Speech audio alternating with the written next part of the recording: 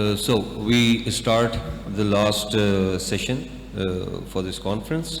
I would like to invite Dr. Adnan Khokhar to talk about defining failure and success of metabolic and bariatric surgery. Thank you, Adnan.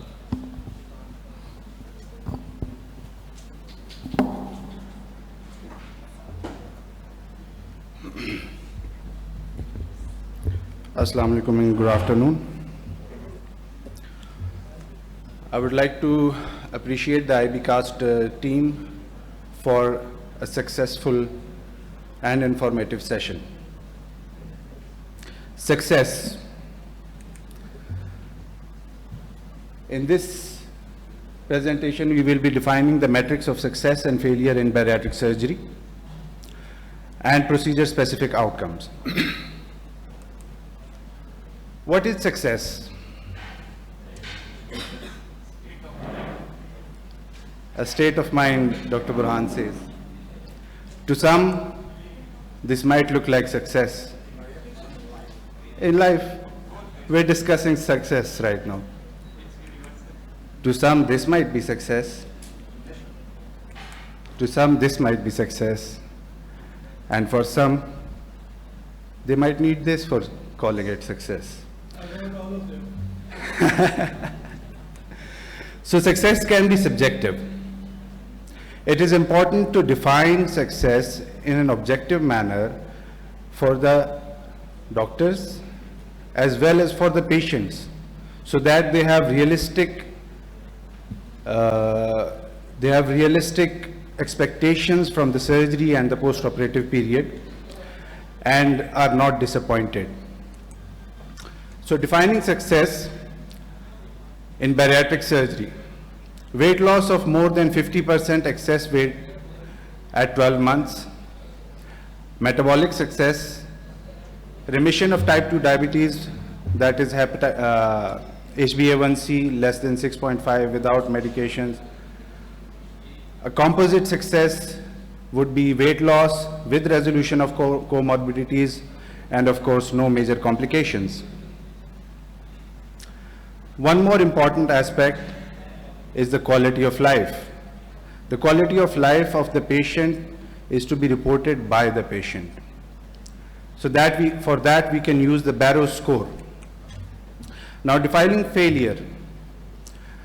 Primary weight failure is less than 25% excess body weight loss at 12 months, a regain of 15 to 20% of nadir weight.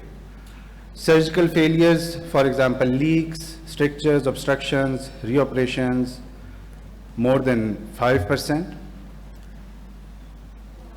Nutritional and metabolic failures, for example, severe nutritional deficiencies requiring TPNs and supplementation, aggressive supplementation, or persistent or relapse of type 2 diabetes mellitus. And in quality of life, a Barrow score less than 3 with severe GERD or depression or other reported problems by the patient. So here are some procedure-specific metrics. I've taken the data from the IFSO 2023 BOSS trial, laparoscopic sleeve and RYGB 3-year outcomes, and multiple other articles have similar findings. So here you can see that laparoscopic sleeve gastrectomy has an excessive percentage of excess weight loss at 1 year of 55 to 65%. So the important thing in this table would be the extremes. SARDS has the best weight loss, it has the best type 2 diabetes remission, but it has the most malnutrition.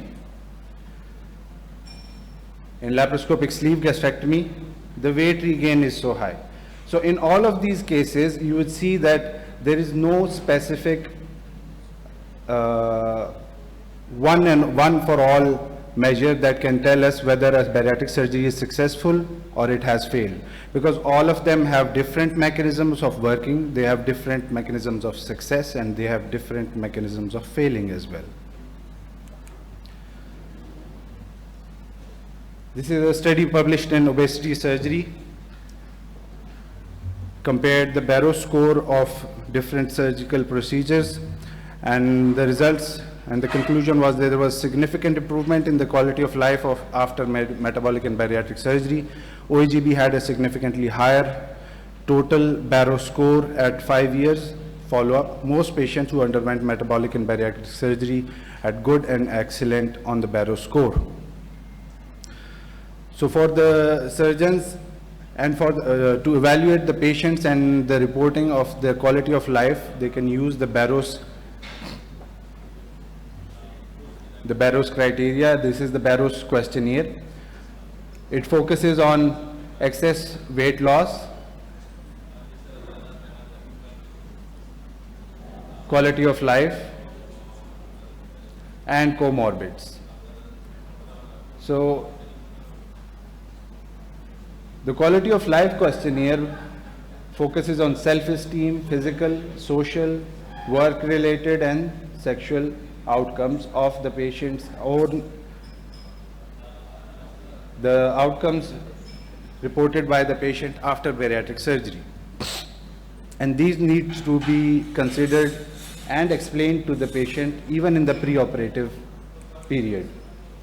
The predictors of success are the pre-op, intra-op, and post-operative segments. In the preoperative, the lower the BMI, younger age, type 2 diabetes mellitus less than 5 years, adherence to pre-op diet, and evaluation and choice of the right procedure. So when I showed you the table of outcomes of different procedures and the metrics of different procedures and the failures and the success, so that emphasizes even more on choosing the right procedure for a specific patient according to their phenotype. Intraoperatively, appropriate size bougie, 32 to 36 for laparoscopic sleeve gastrectomies, creation of appropriate size pouches, and length of bypass for bypass procedures. In the postoperative period, more than 5 follow-ups in a year, more than 150 minutes of exercise per week, protein intake of more than 60 grams per day, and adherence to the dietary guidelines, which seems to be one of the most difficult things for the patient to do. The mechanisms of failure, the first are the technical reasons, the wrong procedure or the right procedure done wrongly. For example, a patient with GERD or metabolic syndrome gets a sleeve gastrectomy or a restrictive procedure. It might end up making the patient's life worse, and that would be a failure according to the patient. Size does matter. What size? The size of the bougie, the size of the pouch, the size of the bypass, not the size of the surgeon. Anatomical mechanisms for failure are sleeve dilation, hiatal hernia, and osmotic dilation. And the behavioral, grazing, liquid calories, high density foods, and binge eating and alcohol. The influence by the media, the strongest cartel of them all, the sugar cartel. Hormone adaptation. So with time, ghrelin rebound happens. There is attenuation of the GLP-1 after 2 years, and there are psychiatric issues that need to be addressed and need to be identified, especially in the preoperative period. Binge eating disorders, they predict almost 3 times higher failure rate.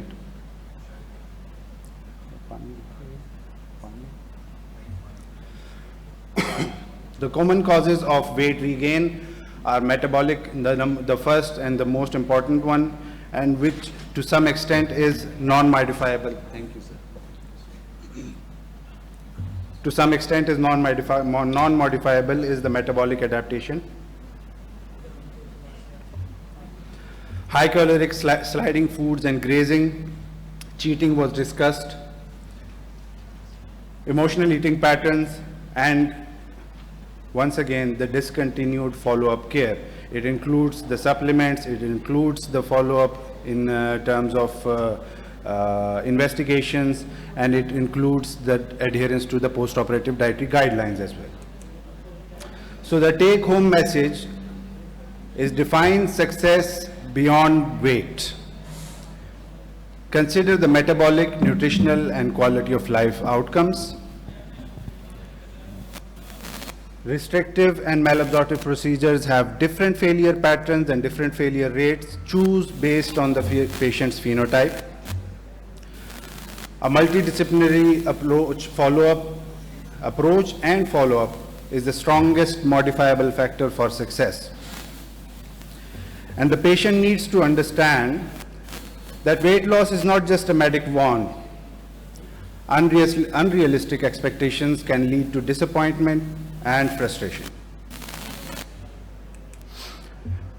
I would like to take a moment to invite you all to the second IBC Summit to being held on the 25th and 26th of October 2026. So see you guys there, mark your calendars. Thank you. Thank you. Before I invite the other speaker, you can leave, no problem. One thing I want to add is that there is a change in terminology to stop or minimize the blaming of the patient or the surgeon.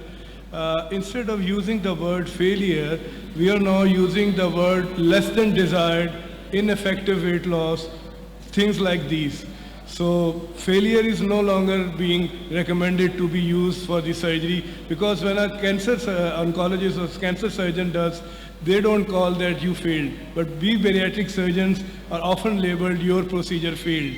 So it does not fail, it just does not get the first division, it gets a second or third division. So there's a change in terminology.